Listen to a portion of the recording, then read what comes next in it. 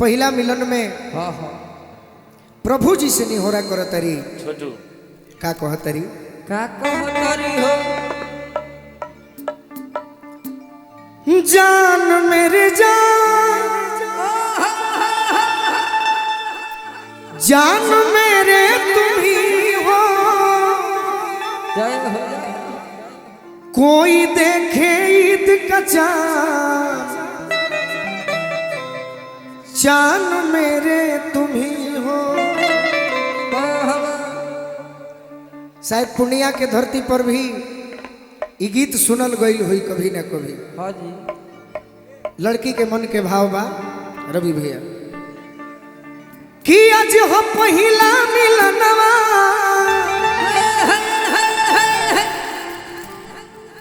मिलले सजनी के सजनवा हमारे अंग अंग गुलाब नियन खिलाल बा बदनवा सोनी सोनी भगवान जन बिहान होखे दी कि सोनी सोनी भगवान जन बिहान होखे दी आज राजा जी के कोरवे में जवान होखे दी आज राजा जी के कोरवे में जवान होखे दी आज राजा जी के कोरवे में जवान होखे दी आज राजा जी के कोरवे में जवान होखे दी कि आज हम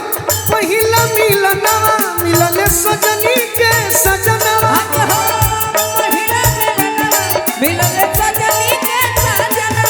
हम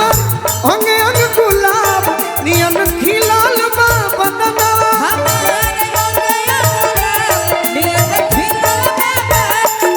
सुनी सुनी भगवान जन बिहान होखे दी सुनी सुनी भगवान जन बिहान होखे दी आज राजा जी के कोरवे में जवान होखे दी आज राजा जी के कोरवे में जवान होखे दी कि आज राजा जी के कोरवे में जवान होखे दी आज राजा जी के कोरवे में जवान होखे दी तड़पे जवानी तड़पे ओ आदान दो ओ आदान दो ओ आदान दो आई होप कैमरा ओ आदान दो तड़पे जवानी तड़पे ओ नमो ओ आदान दो जी के कोरवे में जवान होखे दी आज राजा जी के कोरवे में जवान होखे दी लड़की कहती है कि प्रभु जी का हो जेकरा से हमर प्रेम रहल हा ओकरे से बियाह भइल बा हाँ हाँ ए प्रभु जी आज भर राते रहे दी रहे काहे कि का है अनुभव करतनी हाँ जी कि जब हमारा बिकुए बबुआ के बियाह हो जाई हाँ जी तो हम अनुभव करतनी सही कि हमार भौजाई का कहे का कही राजा जी के ओठवा में ओठ जो बसोती होठ जब होठ जब भुक भुक परी हमारा दिलवा के बोली दिलवा के बोली हो दिलवा के बोली रात भर लभ के दरिया में हो रात भर लभ के दरिया में नेहन होखे दी आज राजा जी के कोरवे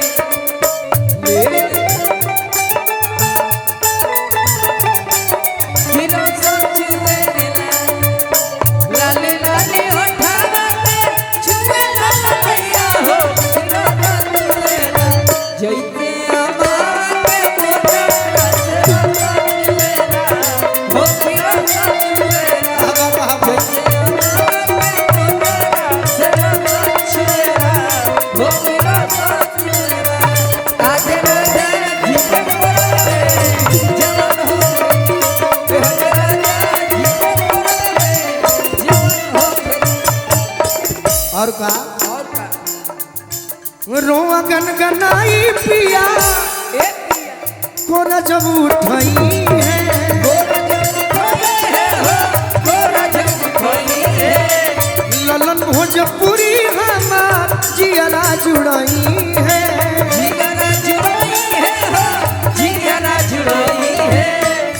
इयरऊ गोलू राजा के इयरऊ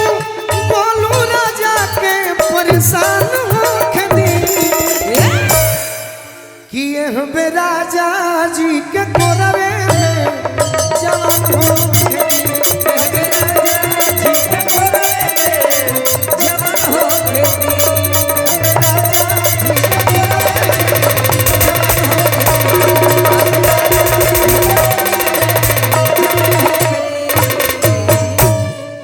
एक और गीत अच्छा लागल तो तनी ताली बजा के भी आशीर्वाद देव तो मन लागे